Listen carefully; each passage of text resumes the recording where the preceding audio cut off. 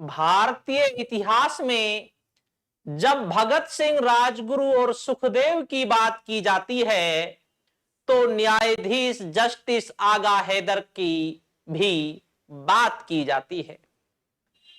Justice आगा हैदर खां एक ऐसे न्यायाधीश थे भारत के जिसने अपना जमीर नहीं बेचा। जिस समय भारत के लोग अपने जमीर बेच रहे थे उस समय एक न्यायाधीश थे जस्टिस आगा हैदर, जिसने भगत सिंह, राजगुरु और सुखदेव को फांसी देने के स्थान पर अपना इस्तीफा देना स्वीकार किया। नमस्कार, जय हिंद साथियों, मैं सत्ता। मैं बात कर रहा हूं जस्टिस आगा हैदर की। ये जस्टिस आगा हैदर लाहौर के न्यायाधीश थे जो भगत सिंह, सुखदेव और राजगुरु के केस को बड़ी बारीकी से देख रहे थे।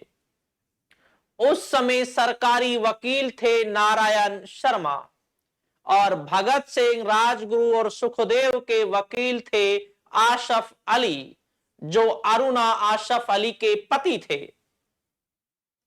इन दोनों की जब तर्क वितर्क चल रहे थे तो उस समय सरकारी गवाह थे शोभा सिंह और शादी लाल।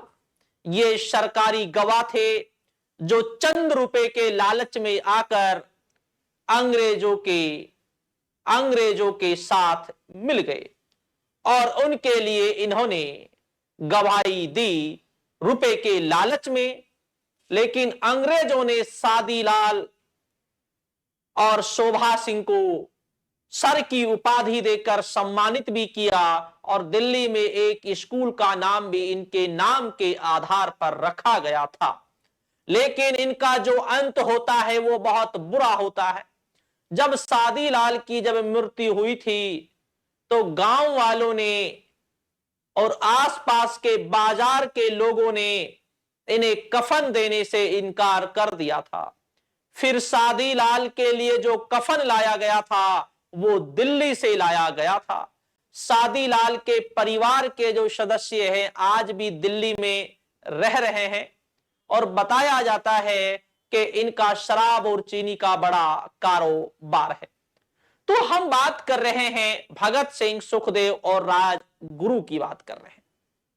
नारायण शर्मा सरकारी वकील थे।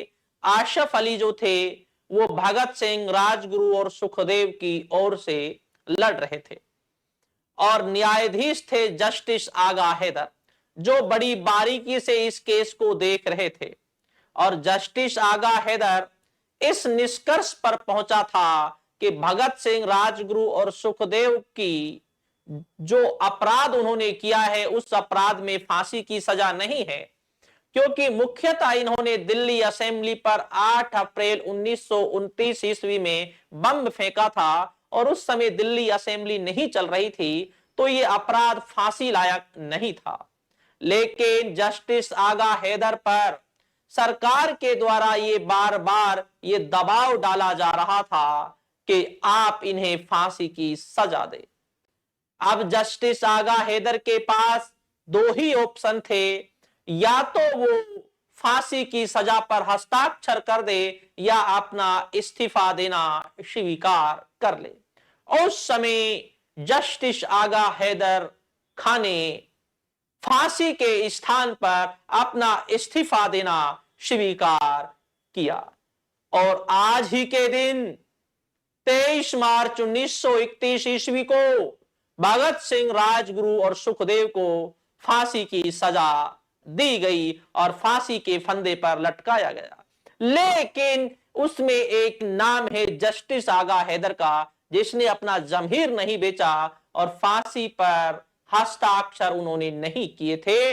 तो आज भी भारत के इतिहास में जस्टिस आगा हैदर खां का नाम सम्मान के साथ लिया जाता है। शहीदों की चिताओं पर लगेंगे हर वर्ष मेले, वतन पर मरने वालों का बाकी यही निशा होगा, बाकी यही निशा होगा। भगत सिंह, राजगुरु और सुखदेव को भारत की ओर से, भारत की तमाम आवाम की ओर से, मेरी ओर से कोटि कोटि नमन।